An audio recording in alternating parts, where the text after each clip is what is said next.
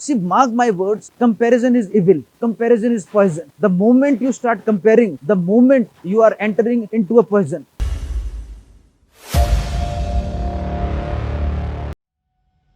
युवा अवस्था में अकेलापन ये एक बहुत बड़ी समस्या के तौर पर आज के युवाओं के सामने उभर के आ रही है। इसके बहुत सारे कारण हैं। आप अगर इंडिया टुडे की रिपोर्ट देखेंगे तो वो कह रहा है कि भारत सबसे ज्यादा डिप्रेस्ड नेशन है। टाइम्स ऑफ इंडिया में अभी आया है कि 43% जो इंडियंस हैं वो डिप्रेशन में हैं। और खासकर जो ये युवा अवस्था है, जब हम 15, 16, 17, 18, 19, 20 के ऊपर जब हम 30 तक जाते हैं तो ये अकेलेपन की जो एक भावना जागृत हो गई है, इससे युवा बड़ा सिर्फ परेशान नहीं होता। परेशान तो वो अन्य कारण से हो सकता है। वो उस एक स्टेज में चला जाता है जब उसको हम कोई बात भी बताते हैं तो उसको वो चढ़ती नहीं है। ये सारे विषय है उसको समझ नहीं आते हैं। वो ऐसा है कि एक भयंकर आग लगी हुई है और उस आग में आप एक गिलास बार बार पानी फेंकी जा रहे हैं। वो एक गिलास पानी कुछ काम करता नहीं है। कारण एक नहीं हो सकता, कारण तो अनेक होंगे। ओवर थिंकिंग है, जो आजकल हम लोग शॉर्टकट करते हैं सक्सेस की ओर, वो भी हो सकता है। फैमिली प्रॉब्लम्स भी हो सकती हैं, कुछ पर्सनल प्रॉब्लम्स भी हो सकती हैं। हर एक व्यक्ति यूनिक है तो उसकी प्रॉब्लम भी यूनिक होगी। तो उसको एड्रेस करना बड़ा जरूरी है। एड्रेस करने से पहले उसको समझना बहुत जरूरी है। आप इसको एड्रेस कर सकते हैं। हम लोग क्या करते हैं, जब कोई ऐसा कुछ काम करना शुरू करते हैं हम उसका कोई क्विक फिक्स सॉल्यूशन देने के लिए हम लोग तैयार हो जाते हैं कि इसका मैं सॉल्यूशन प्रोवाइड करूंगा। यहाँ विशेष सॉल्यूशन समाधान प्रोवाइड करने वाला नहीं है। सबसे पहले उस समस्या को पूर्णतः समझना पड़ेगा। क्या समस्या है, क्या समस्या की जड़ तक जाना पड़ेगा।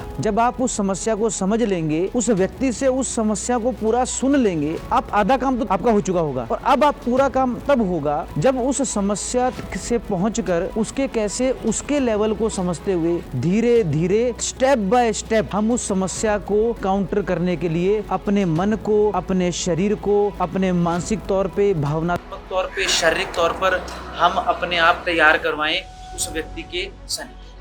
जो सॉल्यूशन की जो हम लोग बात कर रहे हैं, जो मैंने कहा कि सॉल्यूशन बड़ा तुरंत नहीं मिलेगा, ना हमको तुरंत देना चाहिए। अब दिल्ली एनसीआर में 70, 80, 90 किलोमीटर्स के अंदर 3, 4, 5 करोड़ लोग रह रहे हैं। वो व्यक्ति जब रोड पे चलता है तो कंधे से कंधे मारते, उसके पास रोड नहीं चलने को, गाड़ी का हम लोग देखते हैं कि ट्रैफिक लगा हुआ है। तो इतने कम इलाके में इतने सारे लोग रह रहे हैं, फिर भी वो व्यक्ति अकेला फील करता है। इसलिए हर एक केस जो है वो इंडिविजुअल है। हर एक केस को हमको इंडिविजुअली ही ट्रीट करना पड़ेगा। सबसे पहले व्यक्ति को समझना पड़ेगा। आपने समझ लिया, आपने आधा काम कर दिया। समझ लिया तो समझना कि आप उसका सॉल्यूशन तब उसको दे पाएंगे जब आप वो समझ जाएंगे। जो विषय है सक्सेस और फेलियर को देखने का, अब देखिए आज के माहौल में हम लोग 5th, 6th, 7th से हम स्टूडेंट को IIT JEE की तैयारी करवाते हैं। वो बच्चा जब 12वीं में जब एडमिशन पा लेता है किसी अच्छे इंस्टीट्यूट में तो हम लोग कहते हैं वो सक्सेसफुल हो गया। लेकिन डेटा तो ये कहता है क्या हर घंटे में एक भारतीय युवा फांसी खाता है। और जब वो अपनी पढ़ाई के दौरान जब वो फांसी खा लेता है तो हम लोग कहते हैं वो फेल हो गया। तो 3 साल में ही हमने उस व्यक्ति को सक्सेस के ऊंचाई पे भी पहुंचा दिया और 3 साल में ही उसको हमने फेलियर भी घोषित कर दिया। फेलियर का टैग भी उसके माथे पे लग गया। ये मैन मेड प्रॉब्लम्स हैं जिसका हम लोग मैन मेड सॉल्यूशन ढूंढने की कोशिश कर रहे हैं कि हमने ये प्रॉब्लम्स बनाई हैं। कौन बदलना पड़ेगा?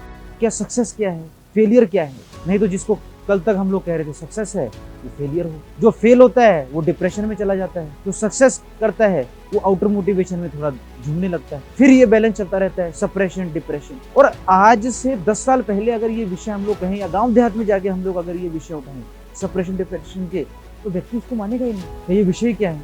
क्योंकि लाइफ में एक और विषय जो इसमें इंपॉर्टेंट है कि लाइफ में कोई पर्पस नहीं है, कोई मिशन नहीं है। और जब लाइफ में कोई पर्पस नहीं होता, जब लाइफ में कोई मिशन नहीं होता तो स्वाभाविक है एक खालीपन आना। जो खालीपन पहले व्यक्ति के अंदर आता था 40-45 में, क्या मैंने बहुत सारी चीजें कर ली हैं, ट्राई कर लिया है, सक्सेस भी हो गया है, पैसा भी मिल गया है, ये चीजें मिल गई हैं, जिसको वो अपने टर्म्स में सक्सेस कहेगा। अब वो खालीपन बहुत जल्दी आ जाता है क्योंकि हम लोग बहुत सारी चीजों से बहुत जल्दी एक्सपोज हो रहे हैं because of social media, because of internet. तो उसकी वजह से जो चीजें हमें बाद में मिलनी थी वो बहुत जल्दी एक्सपोज हो रही हैं। लेकिन हमारा मन और शरीर उस चीज के लिए तब तक तैयार नहीं होता है, इसलिए ये भी एक बहुत बड़ा कारण बन जाता है। तो मैन मेड प्रॉब्लम्स के साथ हम लोग मैन मेड सॉल्यूशंस की तरफ हम लोग जाने की कोशिश कर रहे हैं। एक और इम्पोर्टेंट प्रॉब्लम जो इसमें है वो है कि we live in an comparative society. हम जो भी करते हैं उसको हम चाहे सक्सेस कहें चाहे फेलियर कहें, it all depends on our own comparison. हम लोग कुछ करते हैं, हमको अच्छा लगता है, हमको लगता है क्या हमने अच्छा किया है, लेकिन जब हम उसको दूसरे से कंपेयर करते हैं कि यार नहीं वो तो ज्यादा अच्छा कर गया, आप जिसको अच्छा करके आपका मोरल हाई था, आपका तुरंत मोरल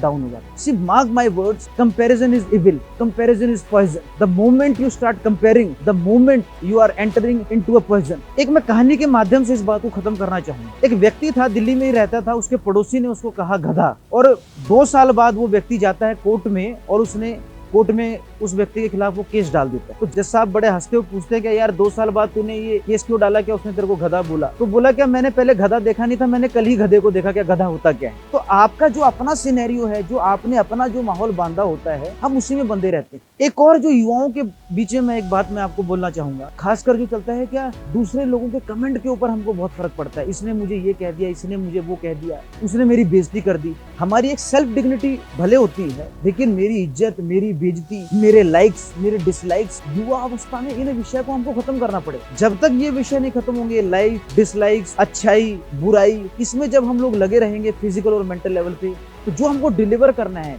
जो हमारी लाइफ का पर्पस होना चाहिए, जो हमारी लाइफ का मिशन होना चाहिए, उसकी तरफ नहीं जाते हैं। And we have to remember that if we are physically fit, the country is physically fit. If we are emotionally balanced, the country is emotionally balanced. If we have a purpose, the country has a purpose. If we have a mission, the country have a mission. If we are missionless, the country is missionless. If we are depressed, the country is depressed. हम लोग पढ़ते हैं कि 43% of Indians are depressed. India is the most depressed country. तो वो एक राष्ट्र के तौर पे ऊपर हमारा दफा है। जिस भूमि पर विवेकानंद का जन्म हुआ, जिस भूमि पर डॉक्टर श्यामा प्रसाद मुखर्जी का जन्म हुआ, जिस भूमि पर महात्मा गांधी जी का जन्म हुआ, जिस भूमि पर शहीद आजम भगत सिंह का जन्म हुआ, उस भूमि के युवा अगर डिप्रेशन और इन विषय पे जाएंगे तो ये राष्ट्र के लिए एक बहुत बड़ा चिंता का विषय है। और ये विषय हम लोगों को कोई भी, मैंने कहा कि सॉल्यूशन के तौर पर नहीं जाने के सिवाय उन लोगों को जो इसमें पड़े हुए हैं उनको समझना होगा, उनको समय देना होगा। क्योंकि अगर ये हमने चिंतन नहीं किया तो और जो हम जो विषय बढ़ा रहे हैं कि राष्ट्र आगे बढ़ेगा, इस विषय को हमको समझना पड़ेगा, इसको समय देना पड़ेगा। धन्यवाद।